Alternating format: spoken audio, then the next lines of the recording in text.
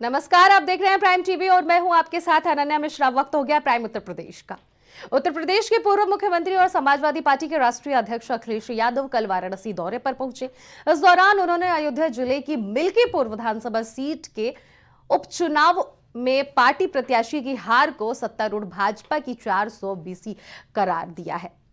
उन्होंने कहा कि 2027 में बीजेपी की 400 बीसी नहीं चलेगी। एक सीट पर तो आपने 400 बीसी कर ली है, लेकिन 403 सीट पर आपकी 400 बीसी बिल्कुल भी नहीं चलने वाली है। दिल्ली चुनाव में मिली हार से हम सबक लेंगे और इंडिया गठबंधन 2027 में मजबूती से लड़ेगा। समाजवादी पार्टी के राष्ट्रीय अध्यक्ष अखिलेश यादव ने गाजीपुर के सांसद अफजाल अंसारी के बयान का समर्थन भी किया। उन्होंने कहा कि जो विज्ञान समझते हैं वो ये जानते हैं कि ना तो कोई स्वर्ग है और ना ही कोई नर्क है। परंपरा से हम ये सुनते आए हैं, इसीलिए मान लेते हैं कि अखिलेश यादव ने कहा बीजेपी की कोशिश हर किसी की आम लोगों में ऐसा नैरेटिव सेट हो कि कुंभ बीजेपी ने ही लगवाना शुरू किया है। राजा हर्षवर्धन तक को भुलाने की कोशिश हो रही है। सपा सुप्रीमो ने कहा प्रधानमंत्री नरेंद्र मोदी जी अमेरिका गए हैं।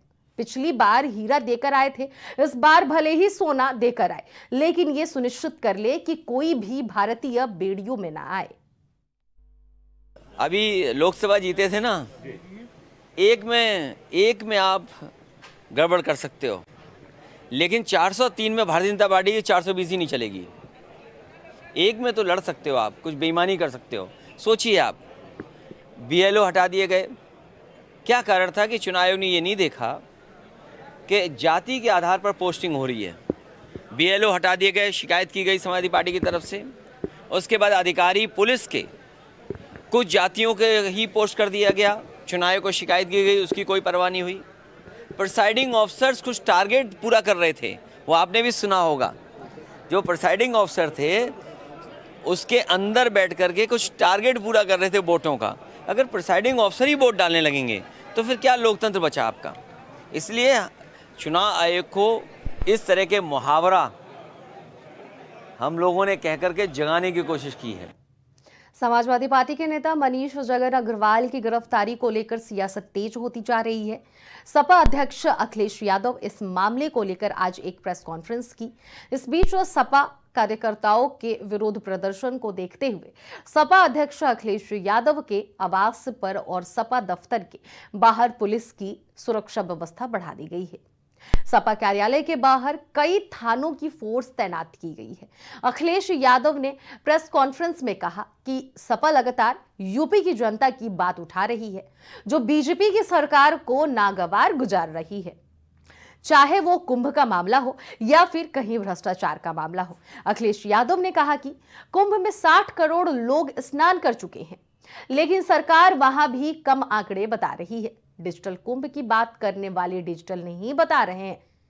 आखिरकार अखिलेश यादव ने साथ ही साथ ये भी कहा कि कुंभ के आयोजन को बढ़ाने की मांग की। उन्होंने कहा कि बहुत से लोग स्नान नहीं कर पाए हैं, इसीलिए सरकार को कुंभ का समय बढ़ाना चाहिए।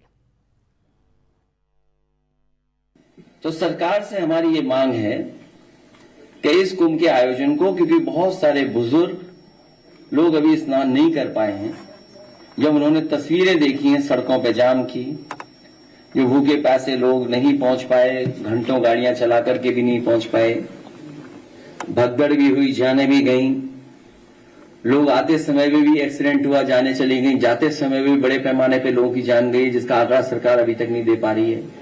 सरकार ने पहले ही कहा था कि हमने ड्रोन लगा करके, और ड्रोन से बहुत से कार्यक्रम भी किए थे, लेकिन ड्रोन का जहां इस्तेमाल होना चाहिए था, ड्रोन का इस्तेमाल नहीं किया।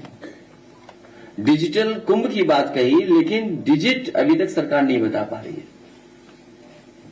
तो हमारी मांग है कि प्रयागराज के लोग, जो वहां के निवासी लोग हैं, वहां के लोग, रहने वाले लोग, वो भी अभी स्नान नहीं कर पाए हैं, बड़े पैमाने पे वो लोग भी नहीं पहुंच पाए।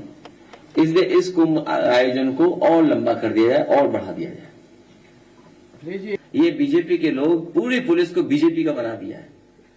मैं तो पुलिस से कहूंगा कि तुम वर्दी छोड़ो, वर्दी छोड़ो। समाजवादियों की जो कभी कभी टोपी के बारे में बुला भरा कहते थे, बीजेपी के लोग भी टोपी पहनने लगे हैं। तो वो टोपी लगा करके आप थाने में बैठिए। कमिश्नर कमिश्नर वाली प्रणाली का सबसे बड़ा फेलियर आपने अगर कहीं देखा है तो प्रयागराज में देखा है। क्या ये देश और दुनिया में जो बदनामी हुई उत्तर प्रदेश